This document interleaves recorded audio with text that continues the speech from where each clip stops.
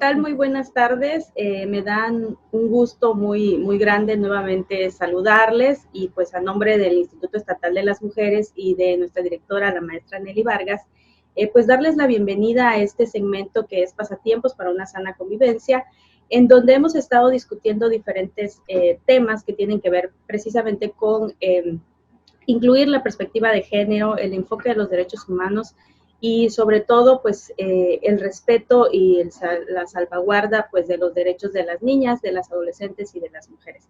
El día de hoy tengo el gusto enorme de presentarles a mi invitada, que es la maestra Ruth Toledo, quien el día de hoy pues a nombre del Instituto Prometeo nos estará comentando algunos conceptos indispensables, básicos, para abonar a la discusión precisamente de lo que es el feminismo, cómo lo vivimos, cómo nos atraviesa, cómo repercute en las políticas públicas, cómo al final del día, pues, lo teórico en algún momento, pues, se construye como un piso político, pero, pues, al final del día se convierte también en una realidad social que combate un problema, que combate problemas sociales, que defiende derechos humanos y que pues obviamente nos incumbe a todos y a todas. Ruth, bienvenida. Me gustaría que te presentaras para comenzar. Hola, ¿qué tal? Muchas gracias.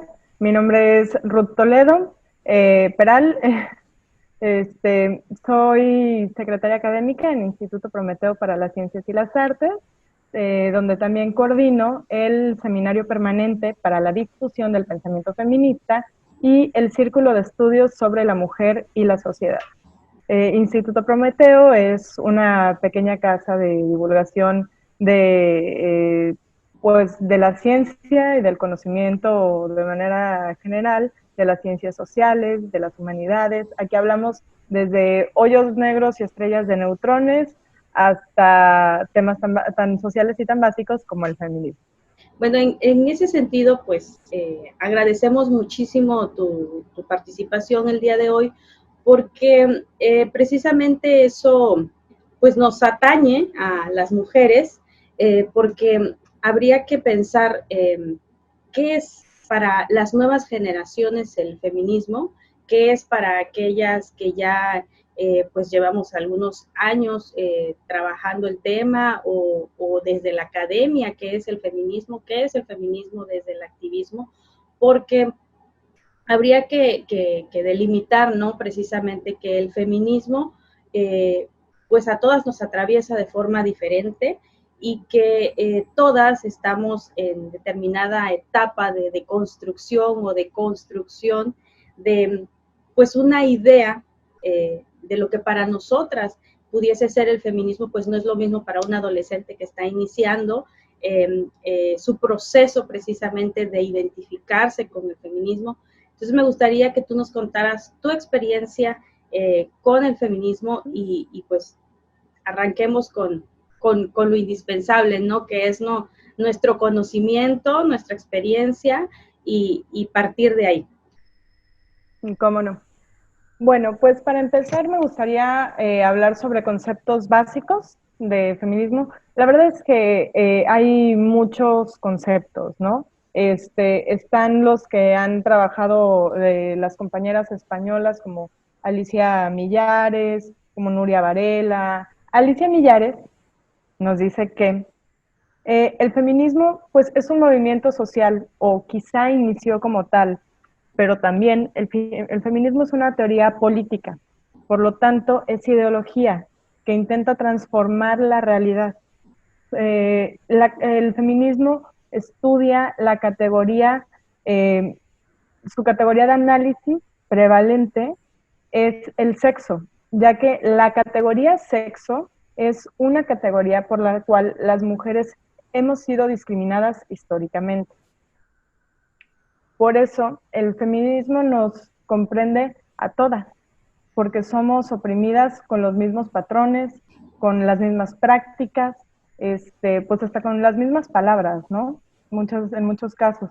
Y es igual la opresión que vivimos en México, que las mujeres que viven en Argentina, que las que viven Estados Unidos, en países de primer mundo, en Mozambique o en Tailandia.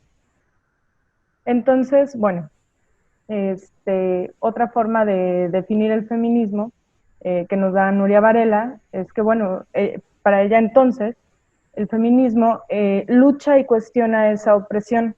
Dicho en otras palabras, el feminismo cuestiona el orden establecido. Así que, si hablamos de como movimiento político, es un movimiento contra el sistema. ¿Contra qué sistema? Pues contra el sistema patriarcal, contra lo establecido, el establishment, ¿no? Bueno, y aquí me quiero detener tantito para hablar sobre el sistema patriarcal, porque usualmente nos referimos al patriarcado, pero hablar de el patriarcado es darle cierta agencia. Digo, el patriarcado no es un ente o una persona que anda caminando por la calle y viene y nos oprime. El patriarcado es un sistema, es una estructura dentro de la cual estamos, así como cuando hablamos del sistema capitalista, nosotros estamos dentro de este sistema. Es como el aire. Nosotros estamos rodeados de aire, respiramos aire, exhalamos aire, pero no lo vemos. Vemos las palmeras que se mueven gracias al aire o gracias al viento. Vemos sus efectos. Igualmente del sistema patriarcal, ¿qué vemos? Vemos sus efectos. Desafortunadamente, lo que vemos son los efectos más nefastos, que es la violencia, los feminicidios y la opresión.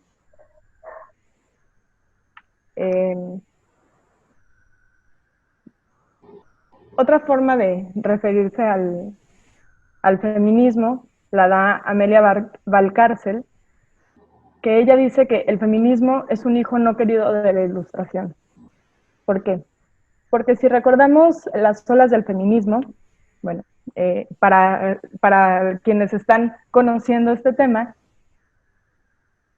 para dividir el feminismo, para estudiarlo históricamente, precisamente Amelia Valcárcel, Alicia Millares, lo han dividido o han hablado de él en olas.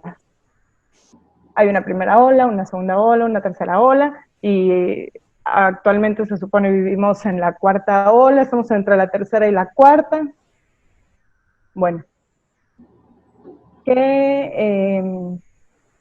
para mencionarlas rápidamente, pues bueno, la primera ola va desde Mary Wollstonecraft, hablando sobre la vindicación de los derechos de la mujer, que las mujeres debíamos tener derecho a la educación, derecho a ganar nuestro propio dinero para tener independencia económica y no depender de los hombres todo el tiempo. O Olympia de Gauche, que ella decía que las mujeres tenemos el mismo derecho que los hombres, tanto de subir a la guillotina, tenemos entonces el mismo derecho que los hombres de hablar en los tribunales. Entonces, bueno, esa es la primera ola que surge de la Ilustración, que surge de la Revolución Francesa de 1787, perdón. Y pues bueno, ahí tenemos esta primera etapa, y por eso se dice que el feminismo es el hijo no querido de la Ilustración, porque mientras las mujeres y los hombres lucharon por sus derechos, al final los derechos fueron para los hombres. Sí, a las mujeres pues las dejaron solas, ¿no? A las ciudadanas que acompañaron las luchas y los ideales de supuesta libertad, pues fueron abandonadas, bien como tú lo mencionas.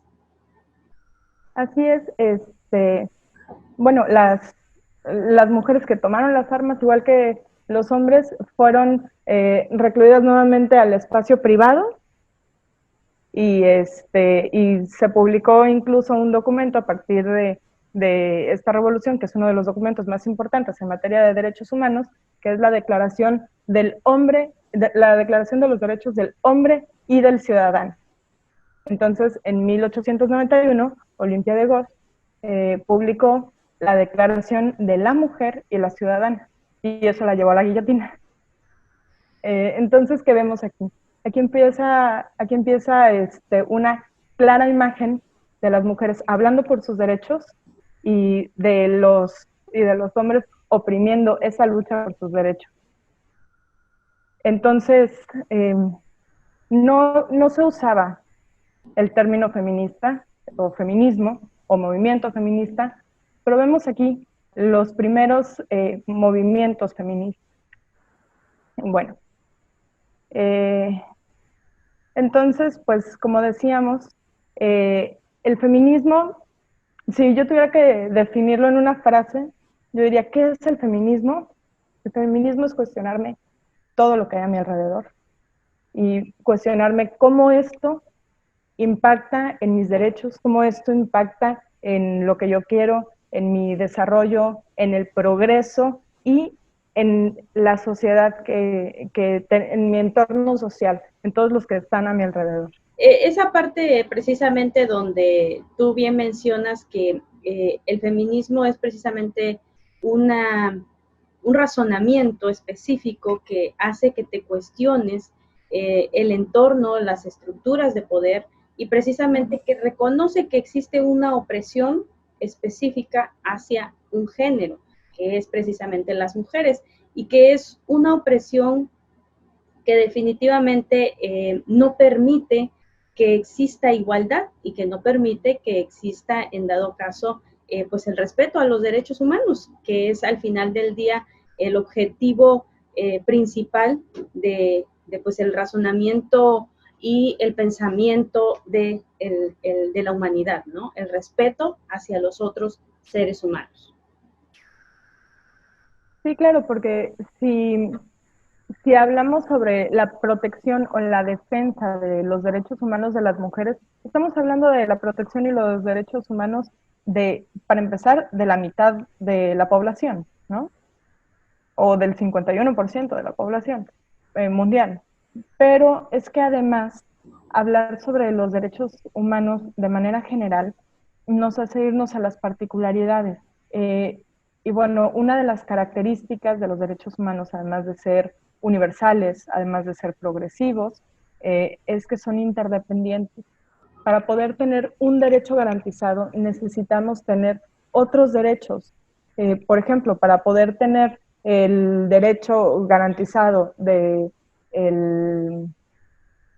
no sé, del proyecto de vida, debemos tener garantizada el derecho a la educación, el derecho a la salud, el derecho a la vida, porque puede haber una mujer que en su proyecto de vida es, no sé, trabajar en alguna institución de la función pública y pero no tiene acceso a la educación. Sus padres la venden y la casan con algún adulto, siendo ella menor de edad, o la sacan de estudiar y la ponen a trabajar en alguna otra cosa, en alguna casa, en algo distinto, y no le garantizan el derecho a la educación. Entonces, en ese caso, en este ejemplo, pues bueno, ¿cómo ella puede desarrollar su derecho al proyecto de vida? Y más aún, si ella un día, yendo a trabajar, es secuestrada y asesinada, pues peor aún, ¿cómo puede ella ejercer su derecho al proyecto de vida? Claro, ¿No? Porque pues no hay una hayan terminado. garantía, ¿no? No hay un respeto, no hay una garantía a los derechos y pues tampoco existe pues esa dignidad, ¿no? En el proceso de formación precisamente de ese ejemplo que nos pones tú. Sí, claro, así es.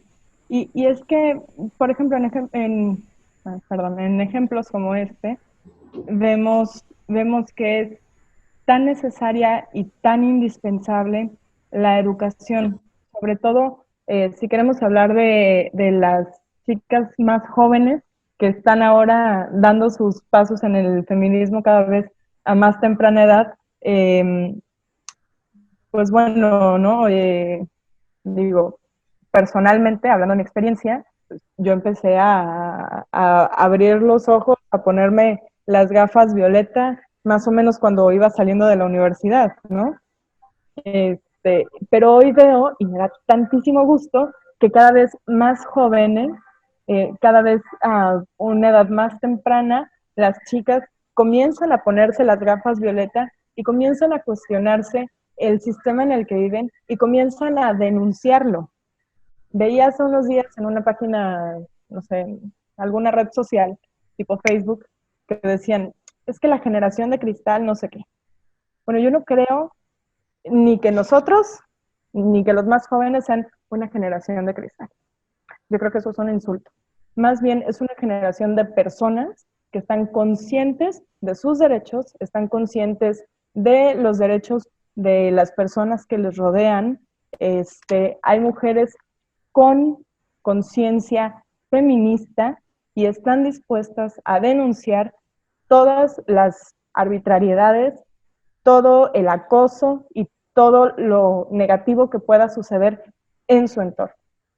Sí, y aparte porque ellas se están enfrentando a nuevos dilemas que probablemente una generación anterior no vivió, como es el ciberacoso, como es el porno, como es las redes sociales, como es la trata inclusive, o esta nueva modalidad, ¿no? De pues acosar a las mujeres y exhibirlas.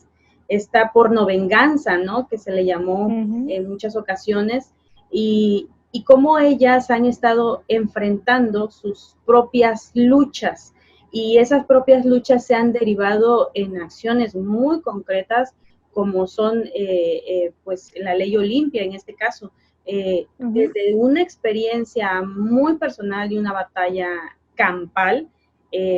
Ella libró, ella logró para todas, porque, o sea, es una situación que ella vivió y que sufrió y que padeció y que nombró, porque aparte no había una sanción para ese acto, porque ni siquiera era considerado como un delito. Y es más, se culpaba nuevamente a quien es la víctima de este delito, se le echaba la culpa otra vez y se le negaba pues un proceso porque pues no había delito que perseguir. Hizo un gran esfuerzo, Olimpia me parece uno de los ejemplos más formidables de estos tiempos, porque siendo muy joven se enfrentó precisamente a un delito, lo nombró, y ahora en muchos estados se están uniendo precisamente y han avalado pues la ley Olimpia, que pues son una serie de reformas en donde algo que pareciera inofensivo pues sí lastima, y sí lastima emocionalmente, aunque sea virtual, aunque sea pues sí, esta manera, esta forma tan violenta de denigrar a las mujeres. Y de esto va también el feminismo, de construir inclusive nuevos conceptos, nuevas ideas, nuevas teorías, nuevos argumentos, y de precisamente abonar pues a una sociedad mucho más justa, ¿no te parece? Sí, claro.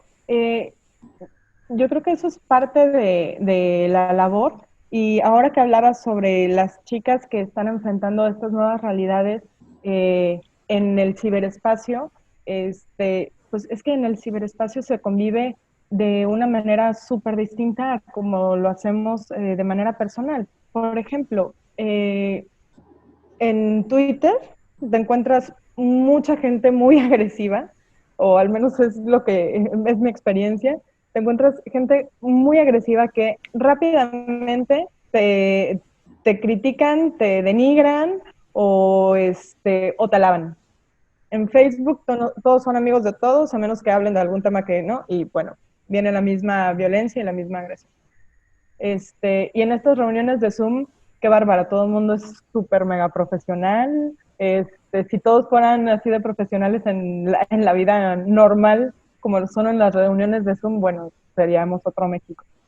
Entonces, encontramos actividades, conductas distintas en cada uno de los espacios, pero es que también hay que pensar un poco en que esto es un nuevo reto, ¿no? Y esto es algo además que nos ha dejado la situación mundial que estamos viviendo por esta crisis de pandemia.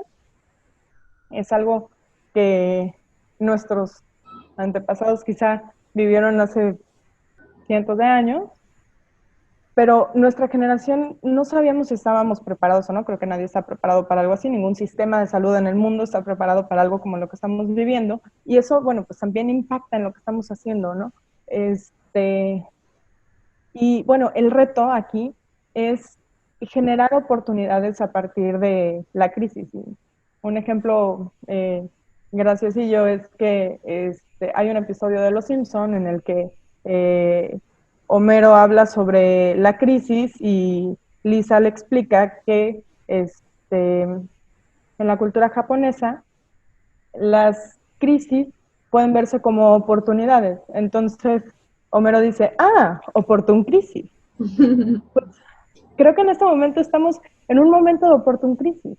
Estamos en un momento de utilizar el ciberespacio y utilizar las tecnologías de la información para tejer redes, para hacer un impacto en la realidad de las chicas actualmente y que esto impacte en su futuro, para que puedan tener experiencias que sean distintas a las que podrían tener yendo de manera normal a la escuela, haciendo todo de manera presencial. Por ejemplo, aquí en Instituto Prometeo, desde el año 2017 empezamos con seminarios, cátedras, etcétera. Muy buena parte, sí, muy buena parte se ha hecho de manera presencial, pero de manera no presencial lo hacíamos en aquel entonces a través de Skype, por videollamada. Invitábamos a profesores de otros lugares a que nos dieran conferencias, seminarios, cátedras, etcétera. Y bueno, un día estuvimos conectados con un profesor en la Universidad de Uppsala, en Eslovenia. Otro día con un ex rector de una universidad de Barcelona, en España, contando las diferencias de horarios. Allá ellos lo hacen de noche, acá lo hacemos a mediodía. Otro día con profesores de Italia, igual de Argentina, de Chile, desde Colombia, y se crea una red súper interesante, con experiencias distintas, y eso permite que, por ejemplo, las chicas y los chicos que acuden a Instituto Prometeo, en su mayoría universitarias o universitarios, pueden tener acceso a algo distinto a lo que están viendo nada más en su salón de clase, de manera presencial, y que además, gracias a las tecnologías de la información, es gratuito o casi gratuito, ¿no? Hay que pagar de repente el permiso de una licencia o lo que sea, pero es casi gratuito, y esto les da una perspectiva distinta, sin tener que gastar 20,000 pesos en unos pasajes de avión, más el hotel, más bla, bla, bla, más todo, para poder tener conocimientos nuevos, para poder tener conocimientos distintos. Realmente entrarle al ciberespacio es súper, súper rico para los jóvenes. Es una oportunidad, enorme para las chicas, para que tejan redes con otras compañeras de otros lugares, para traer nuevas perspectivas de cómo hacer, de cómo llevar nuestro proceso en el feminismo, de cómo hacer, para ver el ejemplo de cómo lo hacen en otros lugares, ¿no? Cómo es el movimiento feminista, cómo es la teoría feminista en otros lugares, cuáles son las perspectivas que tienen en América Latina, cuáles son las perspectivas que hay en Europa. Porque, por ejemplo, incluso lo que habíamos comentado sobre las olas es una perspectiva totalmente eurocéntrica. Hablar de las olas del feminismo es dividirles la historia con una perspectiva eurocentrista. Porque en las olas no se menciona lo que se estaba haciendo en el Congreso de Yucatán en los 20 por darle el derecho al voto a las mujeres. Así es. No se menciona lo que hacían las compañeras en Argentina o en Chile.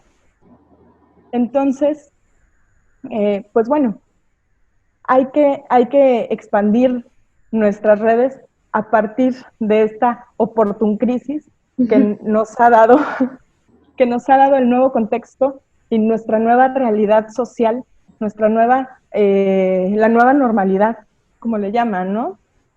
Sí, sí, definitivamente eso para mí en lo personal ha sido muy enriquecedor y sé que para muchas compañeras también lo es así, porque efectivamente el acceso al conocimiento como una universidad o pagar un diplomado o pagar pues algún taller, pues era bastante difícil, porque precisamente sabemos que las mujeres viven en una situación de desigualdad económica. Entonces, el acceso al conocimiento también era algo que se estaba únicamente impartiendo en cierta clase social.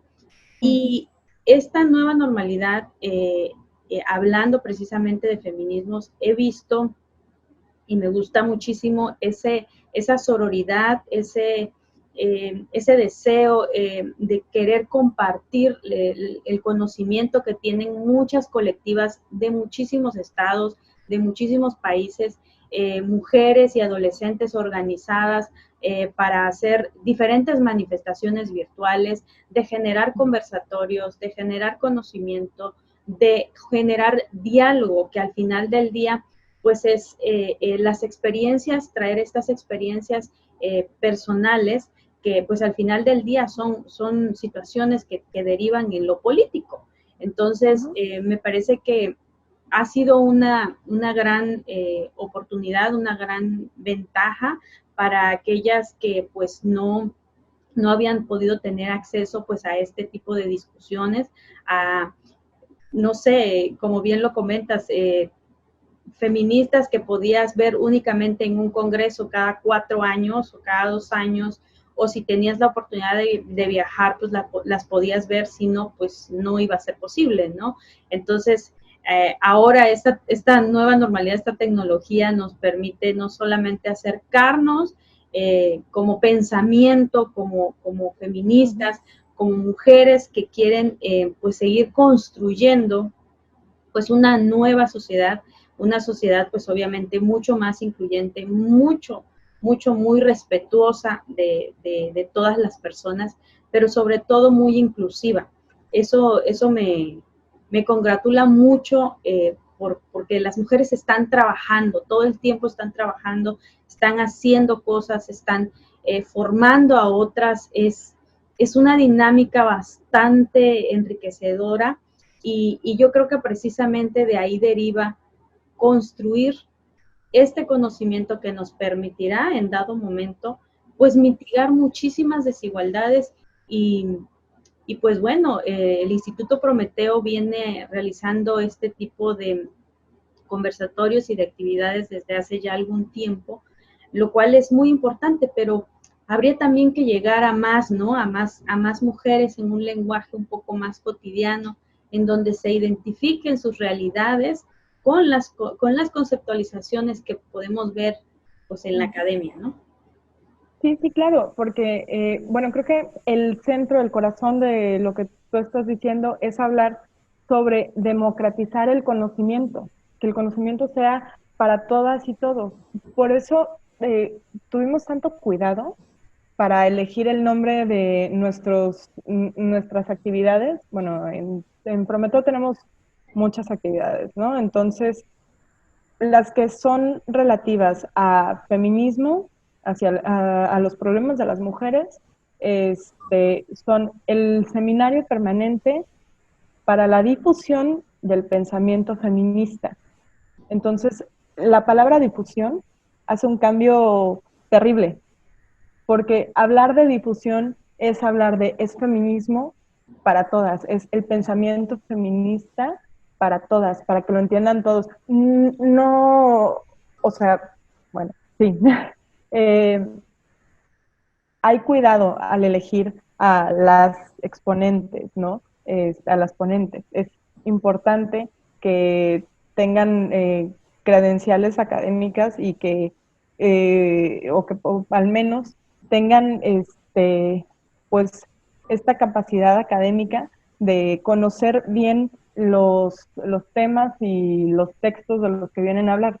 Pero también es muy importante que puedan hacerlo de una manera sencilla, que llegue a todas las personas, porque además de chicas y chicos universitarias, abierto al público, todas nuestras actividades, entonces eso significa que, no sé, lo puede ver mi mamá que es dentista, y ella tiene que sentir que también le están hablando a ella y que ella lo pueda comprender, ¿no? Si nos ponemos a hablar nada más del discurso político filosófico de qué es el feminismo y no sé qué, no, hombre, eso jamás va a permear en la sociedad, ¿no? Lo otro que tenemos en el Instituto Prometeo es un círculo de estudios sobre la mujer y la sociedad. Entonces aquí elegimos textos, los leemos y los platicamos entre todas, tal cual, los platicamos, porque lo importante es generar el conocimiento y que además este conocimiento que estamos generando entre nosotras nos nutra, que no seamos la chica que está en la calle, que anda con el pañuelo en la mano diciendo, ah, sí, yo soy feminista, y le dicen algo y no sabe ni qué contestar. No, tenemos que ser, para poder luchar contra el sistema, contra el establishment, tenemos que tener conocimiento, tenemos que tener información para poder decir, a ver, espérese, señor sistema patriarcal, está usted oprimiéndome por esto, por esto, por esto y por esto. Mis derechos son y los voy a defender así, así, ya sabes. Sí. Las mujeres necesitamos saber eso, las mujeres necesitamos tener conocimientos. Entonces, democratizar los conocimientos, llevárselos a todas y a todas, y a todos también, pero a todas, sobre todo a todas, es crecer juntas. Y cuando crece una, crecen las mujeres que están a su alrededor. Por ejemplo, te decía, ¿no? Tiene unos años que cuando salí más o menos de la carrera, que tendrá unos 10 años, que yo empezaba a ponerme las gafas púrpura, empezaba a entender cosas nuevas. Y mi hermana menor era, pues, era mucho más chica que yo, bueno, le llevo 7 años, pues ella estaba en otra onda, ¿no? Pero el hecho de que yo abriera los ojos de una manera indirecta impactó en ella. Sí.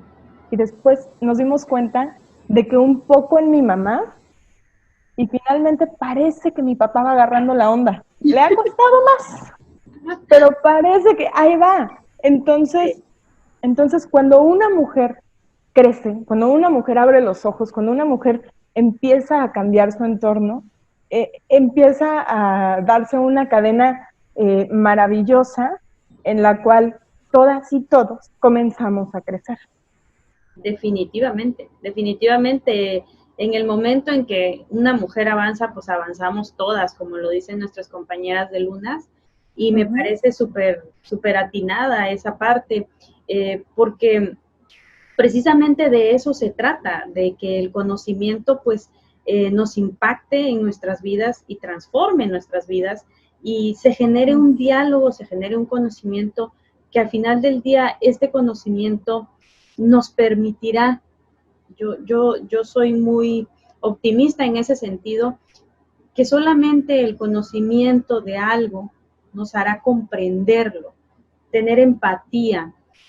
Una vez que conozcamos la situación de las mujeres, de las niñas, que no son nuestra realidad, que no es algo que nos atraviesa, pero que sabemos que existe, que están ahí las cifras, que están ahí las experiencias, que están ahí las vidas, me parece que eso nos genera no solamente empatía, sino nos genera un proceso neurológico, un proceso, por supuesto, psicológico, emocional, para querer respetar la vida de los demás y respetar los derechos de los demás y por ende, pues aunque no la conozca o aunque no lo conozca, aunque no pertenezca a ese colectivo, aunque no pertenezca a ese grupo vulnerable, pues yo sienta empatía y tenga el conocimiento de la causa y me una a esa causa.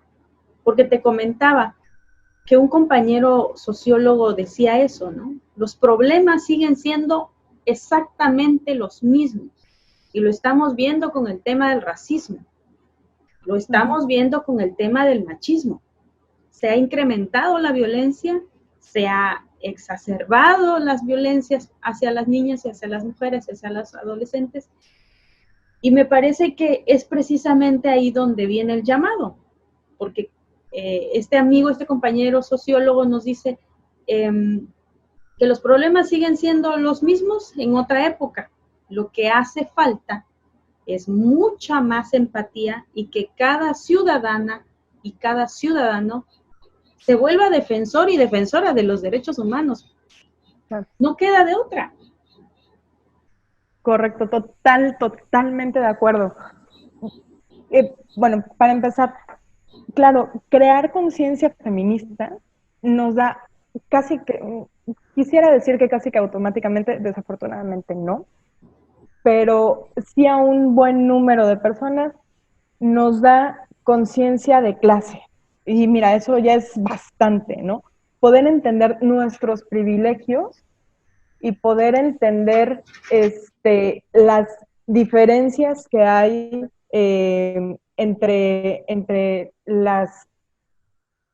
lo que tú pudiste tener o no pudiste tener y lo que otras personas, porque todos siempre queremos más, ¿no? Pero darte cuenta de lo que tienes y decir, oye, espera, pero hay quienes no tienen ni siquiera esto, ¿no? O sea, y yo puedo dar por sentada la luz, el internet y el agua corriente en mi casa, pero hay quienes no tienen acceso a eso. Entonces, me parece que la conciencia feminista, en primer lugar, a muchas personas, desafortunadamente no a todas, pero sí a muchas personas, lo primero que hace es dar conciencia de clase, conciencia de raza, o sea, las ventajas que una mujer blanca tiene en México, que es un país súper racista, ¿Sí? además de clasista, las ventajas que tiene una mujer blanca en México, y más si tiene los ojos claros y más si es rubia, bueno, contra las desventajas que puede tener una mujer que no lo es, que no entra en estos estereotipos, impactan en cosas como poder obtener o no un empleo, empleos mejores remunerados, poder romper el techo de cristal, ¿no? O sea, otra cosa es la conciencia étnica, poder entender y respetar a todas las personas sin importar su origen. Y también, por citar otro ejemplo, pudiera ser la conciencia que tiene que ver con las discapacidades. O sea, tener conciencia de cuáles son los privilegios que tienes contra los privilegios que no tienen mujeres que quizá vengan de un contexto parecido al tuyo, pero que tengan una discapacidad. Sí, sí, sí. ¿No? Y también esta parte de que, pues, en sí podrían manejarse como privilegios para algunos, ¿no? Oye, tú eres privilegiada porque tienes esto, pero realmente la educación no es un privilegio, tener agua potable no es un privilegio, es un derecho, es un derecho. Entonces, en ese sentido, el cuestionarse y el identificar que precisamente hay personas que tienen acceso a un derecho y tienen acceso a la justicia, y hay personas, y en su mayoría, que no las tienen. Y es precisamente en ese punto donde tenemos que precisamente, pues incidir. Es ahí en la realidad, esa es la realidad que hay que transformar. Claro, es la realidad de esas mujeres hacia la cual tenemos que ir. Bueno, por ejemplo, hablábamos sobre cuidar los derechos, ¿no? Porque todo esto son derechos y las mujeres hemos conquistado muchos derechos a base de sangre de compañeras, a base de lágrimas y a base de compañeras que ya no están. ¿Sí? Nosotros hemos ido conquistando derechos poco a poco. Entonces, pues yo creo que a nosotras en este momento, sí, o sea, para hablar sobre los derechos de las mujeres, lo que nos toca a nosotras es cuidar los derechos que hemos obtenido y evitar el retroceso. Una autora decía que los derechos están prestados, ¿no? No están reconocidos, sino están prestados. En cualquier momento, y eso pasó, no recuerdo cuál fue el nombre del país, pero bueno, un día llegaron los musulmanes extremistas, los talibanes, perdón, extremistas, y de la noche a la mañana las mujeres comenzaron a usar burka, después de que una semana antes habían estado disfrutando de la playa en bikini. Entonces, o sea, es de un momento a otro, nos pueden volver a arrebatar los derechos que hemos conseguido a base de sangre y lágrimas. Entonces, lo que a nosotras nos toca es cuidarlos, cuidar de ellos cada día. Y por eso es tan importante educar a las nuevas generaciones, que las nuevas generaciones conozcan sus derechos, pero no solamente que los conozcan, que los vivan, que los puedan reclamar y que los puedan defender. Eh, bueno, nuestra labor no termina, nuestra labor es interminable por eso. Hay una analogía con que me compartía un compañero, que es la de Sísifo. La tragedia de Sísifo es este personaje que es condenado por Zeus para subir una piedra por una montaña, y cada vez que llega al pico de la montaña, la piedra vuelve a caer y tiene que volver a subirla con todo su esfuerzo. Entonces, nosotras estamos en una lucha contra el sistema patriarcal, y nuestra lucha es cansada y amarga como la de Sísifo. Tenemos que subir la piedra y va a volver a caer. Y un día no vamos a estar nosotras para subir la piedra. Alguien más va a tener que empujar la piedra. Y por eso es tan importante que las generaciones que vienen conozcan lo que están haciendo, conozcan por qué estamos empujando esa piedra, por qué la piedra es tan grande, por qué es tan pesada, por qué estamos sufriendo esta condena de los dioses, ¿no? Por ejemplo, las sufragistas, pues las sufragistas no estaban pensando en las mujeres mexicanas de mediados de los 50 que obtuvieron el derecho al voto, gracias a lo que ellas hicieron a principios del siglo pasado. Las sufragistas estaban pensando en reclamar derechos, en reclamar sus derechos políticos electorales en ese momento. Entonces y muchas de ellas, pues no llegaron a ver que en todo el mundo, que en casi todo el mundo, el día de hoy, esos derechos que ellas reclamaron a principios del siglo pasado son una realidad para todas las mujeres. Quizás suena absurdo, pero es gracias, puede sonar absurdo para algunos, pero es gracias a lo que han hecho desde las mujeres de antaño. Ya mencionábamos a Mary Wollstonecraft, a Olympia de Gauche, desde lo que han hecho ellas hasta lo que hemos hecho nosotras el día de hoy, y todo lo que nosotras construyamos por las mujeres que siguen, es algo que quizá no alcancemos a ver, pero es que nosotras tenemos que tener fe en ese futuro, porque el hecho de que hoy podamos ir a la universidad, usar pantalones, abrir cuentas bancarias, tener derechos sobre nuestros hijos, algo tan fundamental, o sea, salen de ti, los cargas tú.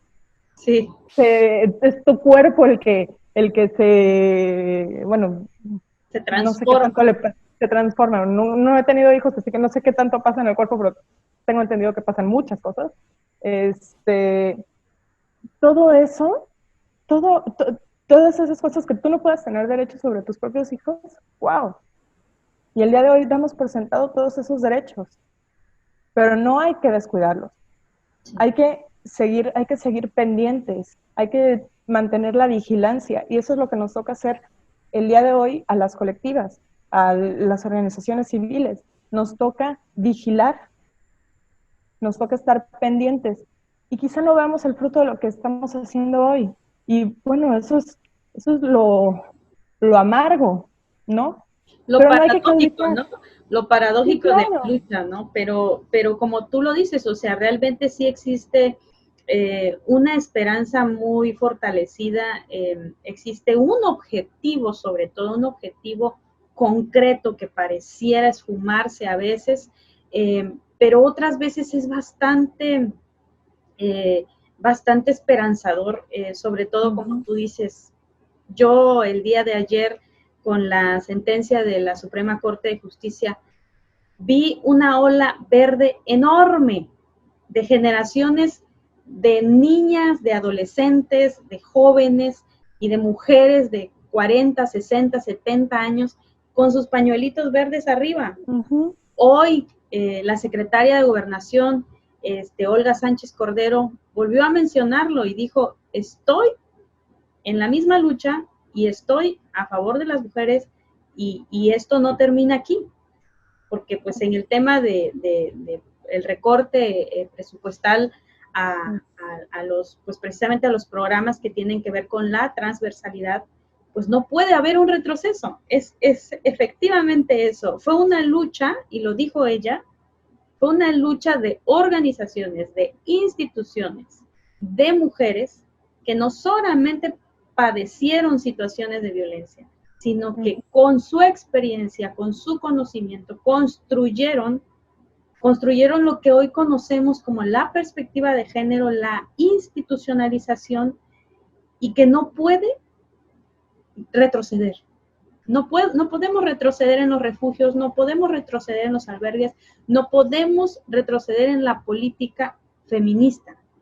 La política en México tiene que ser feminista o no será. No sé. Así es.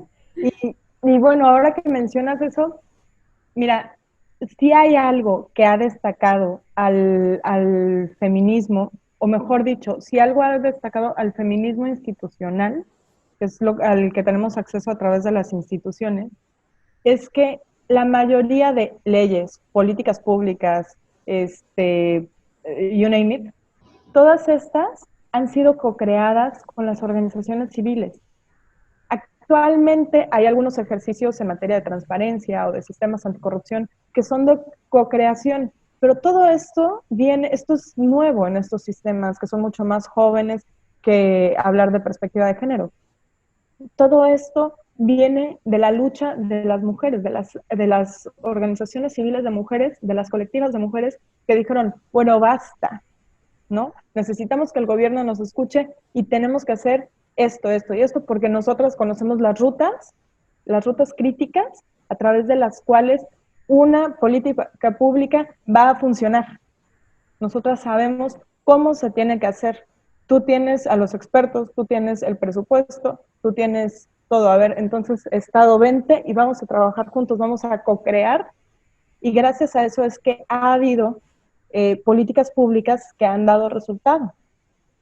Y gracias a eso, perdón, y gracias a eso es que hemos podido acceder poco a poco a la igualdad en este país, al menos de forma legal.